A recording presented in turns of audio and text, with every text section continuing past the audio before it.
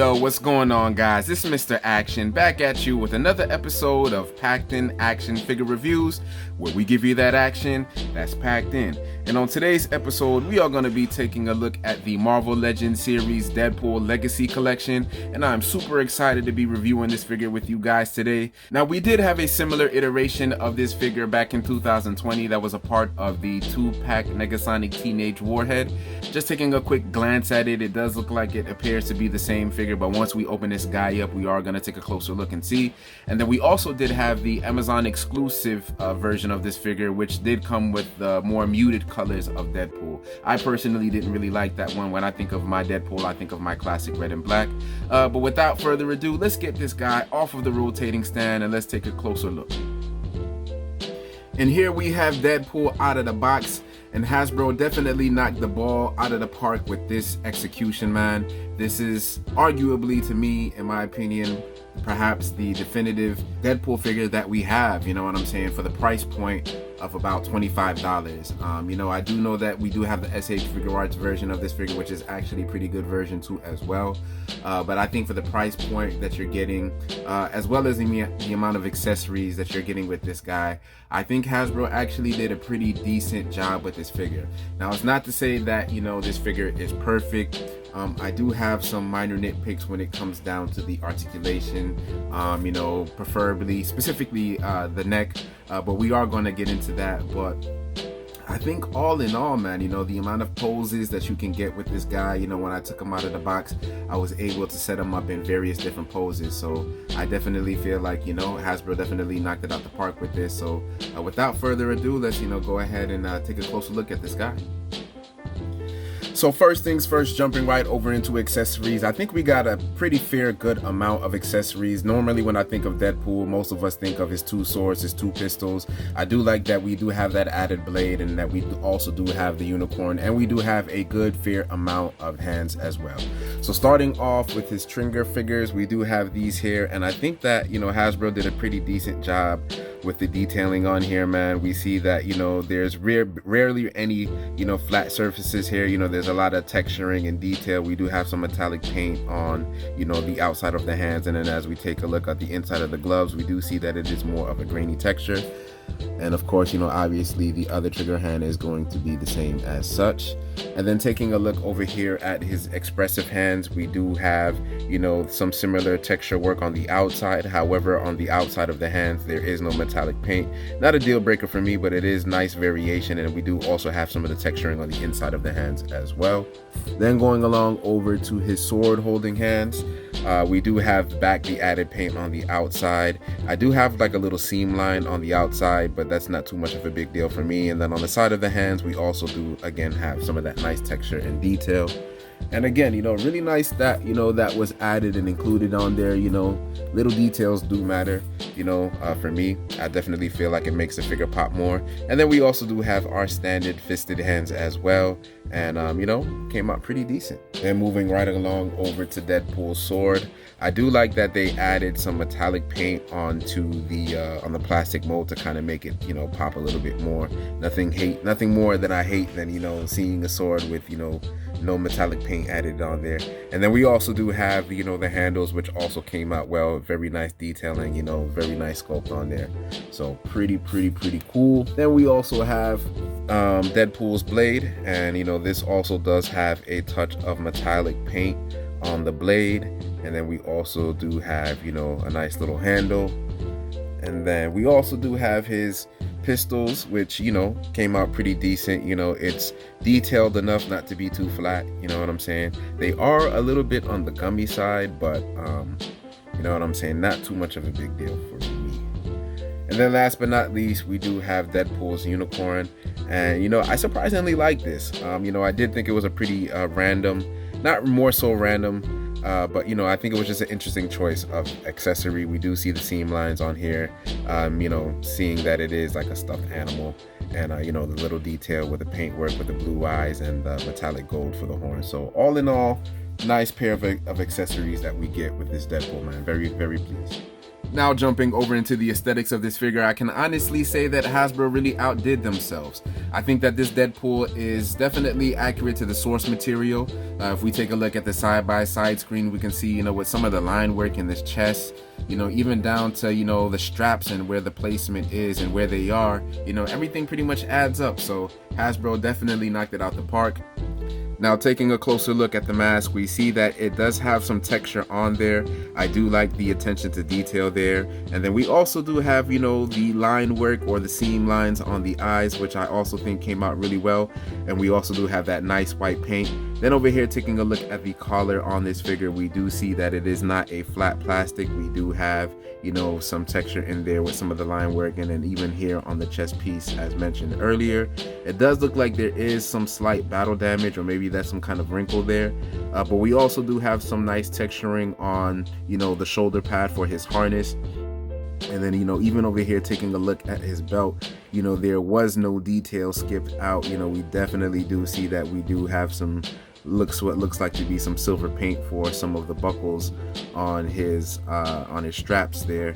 And then we also do have, some nice detailing work with the with his gun holsters, man. And I think, they did not skip out, even taking a look here at his arms, man.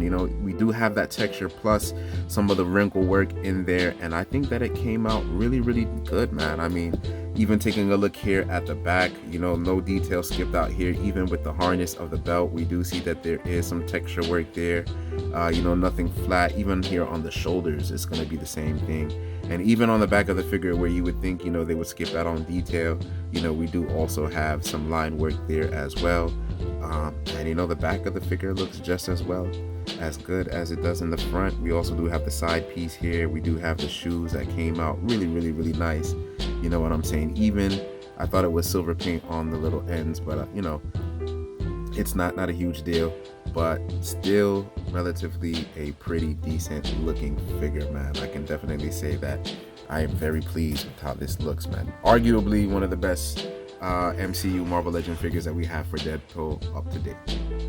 Now jumping over into the articulation, I think we get a pretty good fair range of motion and articulation with this figure. However, I do have my personal nitpicks. So going ahead and getting this guy vanilla pose so we can go ahead and get this articulation segment started. Starting off with the head is where my gripe is going to honestly be. We do have his neck. It's on a ball peg. However, you don't get that much range of motion on the ball peg, and that is a bit of a bummer. You are going to get his head to be able to pivot side to side, left to right, a pretty good bunch, which I think is very important with Deadpool, since he is quite the expressive of a character. And then we also do have articulation that looks up about this much, which I think is pretty decent. I kind of, in cases like this, I kind of wish that we did have the hinge. However, I do like the more so seamless version of his neck here, and we can get his neck to look down about this much. However, you are going to get a bit of a minor gappage here on the back of the neck. Then moving right along over here to the shoulders, we do have shoulders that can go up. We can get them in that nice T-man pose, which I think is really, really good. You could actually get it a little bit higher, honestly, if you really wanted to. Then he also has some butterfly joints, which go back a pretty good fair amount, which I think is also good. They go back about this much, and they do go forward about this much here as well. Then we also do have 360-degree bicep swivel, which is always nice to have on these Deadpool figures. And then we also do have a double jointed elbow, which goes way beyond 90 degrees, which I think is exceptionally well. Then over here, taking a look at the ab crunch of the figure, we do have the standard ab crunch, and we do get a pretty nice, decent, very deep crunch there. And then we also can make it go back. The plastic on the back is soft enough to where it bends a little bit. Just be careful, you don't want to bend the sword. I do have a little bit of paint chip here on mine. It's a bit of a bummer, just something to kind of look out for. And then over here, taking a look at the legs, we do have thigh rotation 360 degrees, which is really nice. His leg can go up about this much, which I think is a pretty good decent range of motion. His leg can go back pretty decent too as well. So really, really nice range of motion with the articulation. And we also do have the double jointed knees, which is also really, really, really nice. And we also do have some ankle pivot that goes side to side. Let me get that there to focus for you guys. That goes side to side. And then we also do have these deep hinges on his leg that go up and go down a pretty good standard amount.